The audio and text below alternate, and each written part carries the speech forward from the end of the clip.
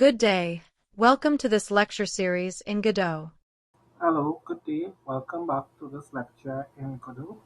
I want to mention that in previous video we was having a problem, and when we used the function here, it was not applying force. The problem was I was spelling physics wrong. I was spelling physics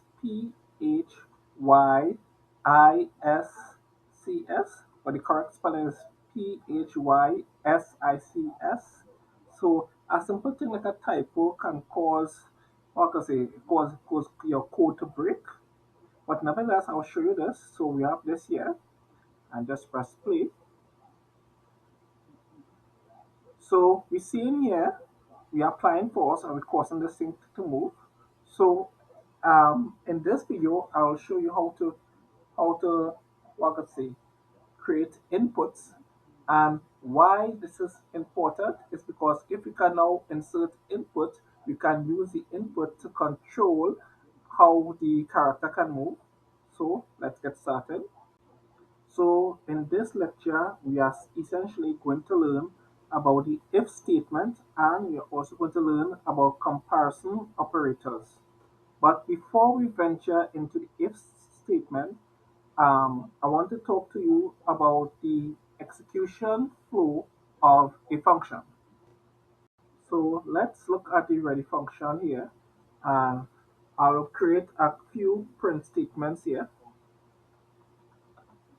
So I'll just go ahead and do this.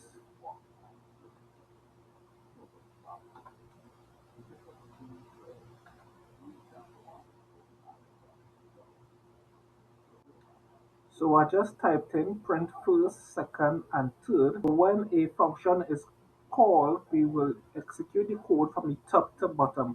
So this is supposed to occur first, this is supposed to occur second, and this is supposed to, where we are printing third, this is supposed to occur next for third.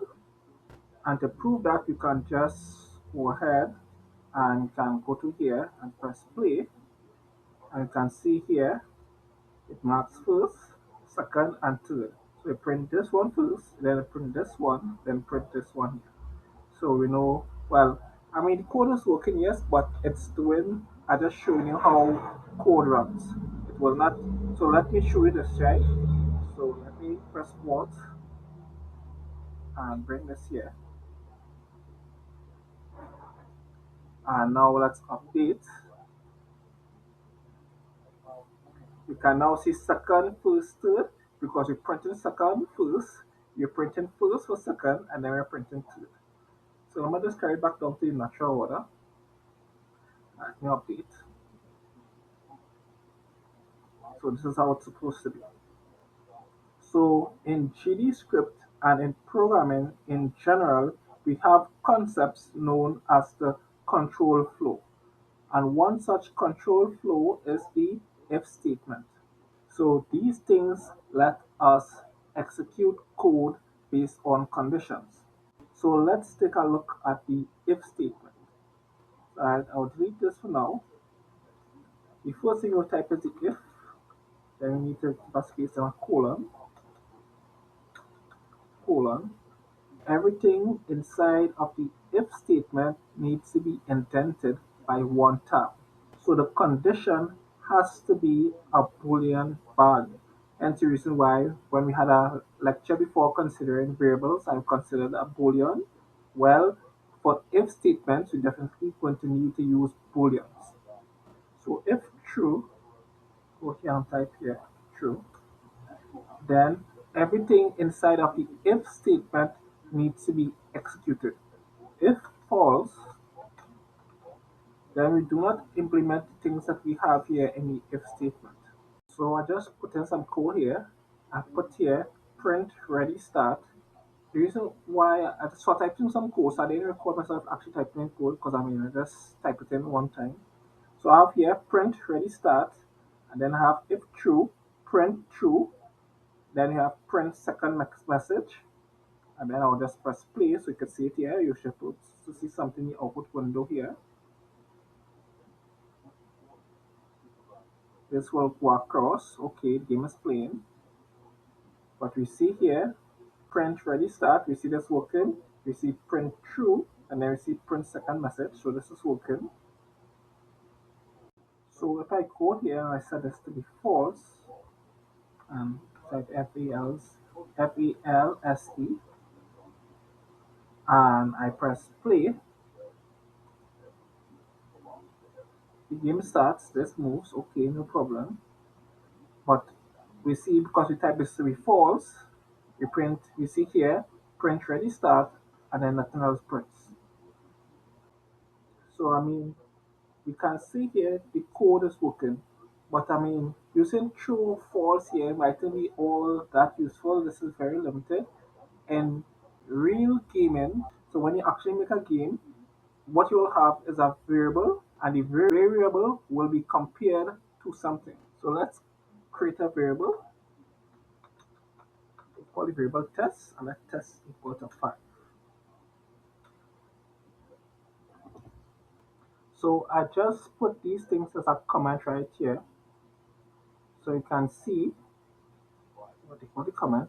This will, well, it will break because it's not really, what I say, it's not really proper code. So these are just like operators. So we have the first one is less than, then we have greater than, then we have equal to, then we have not equal to, so this one is not equal to, then we have greater than or equal to, we have less than or equal to. So these operators here can be used to create conditions. So instead of false, so we'll comment out this. Instead of false, you can say if test is less than 2. Simple condition, let's print.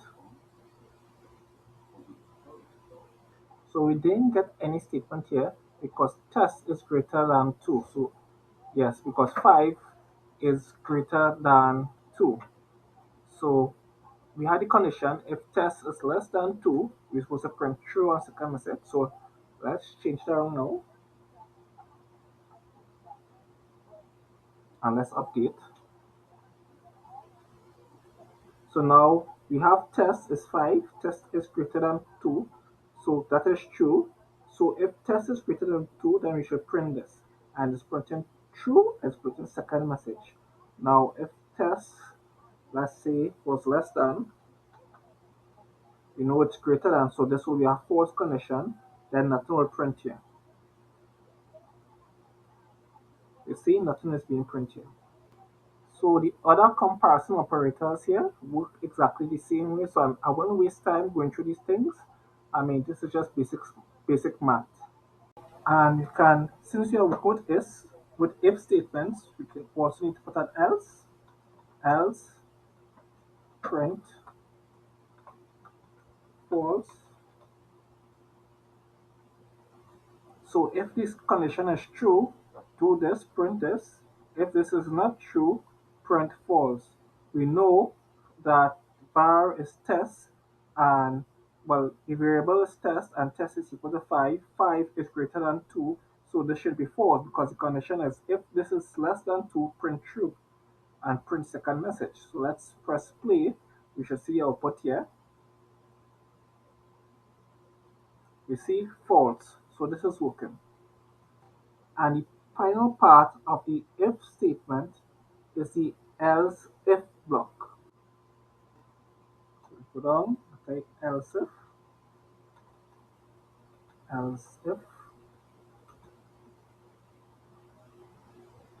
equal to 2 equals signs equal to 5.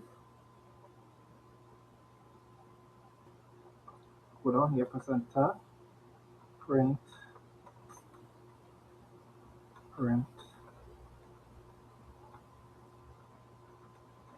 test is equal to 5. And we know test is equal to 5. So essentially what this code is saying, we have the variable here, test is equal to 5. So if test is equal to true, if test is equal to 2, print this, print true and print second message. If this is not true, if this is false, we now move to this condition here. So if test is equal to 5, then print this message here. So if this is false, and if this is false, then we can print this here. We can do this. This else condition will run, and then we'll print false. So press play, and you can see test is equal to 5. So if you see, if you put this here, 6, and refresh, you get false because test is greater than 2, so this is false.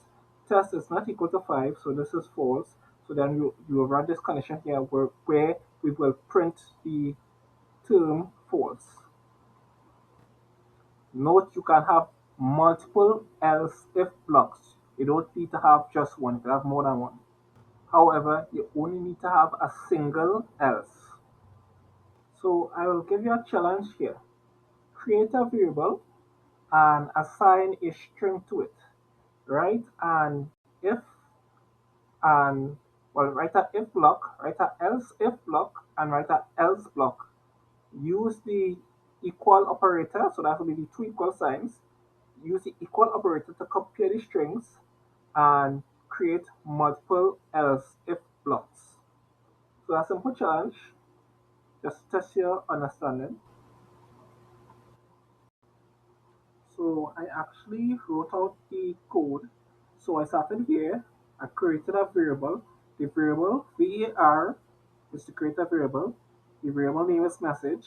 We use the equal sign. The variable is equal to hello. So it's a string. That's why we use the brackets. So it's a string and it's hello. So we have the if. If the message is equal to, you have to use this operator, the two equal signs. If it's equal to hello, then we need to print hi there. Otherwise, if this is not true, we move on to this condition, else if the message is equal to bye, we need to print bye bye. If this is not true, we move on to the next one, else if the message is equal to hola, we need to print yes, hello in Spanish. Else, so you can have more than one else if. So if this doesn't hold, if this doesn't hold, and if this doesn't hold, the last thing we can do is this, print good day. Simple, and let's run, press play, and we can see, well, we can see this one here, test equal to 5, this was the earlier code, and then we can print this high there. So we know this is working. So in this lecture, we look at the if statement. We also look at the comparison operators, comparison blocks. So I mean, that was the objective for this lecture. We achieved the objective. So I'll end this video here. Thank you.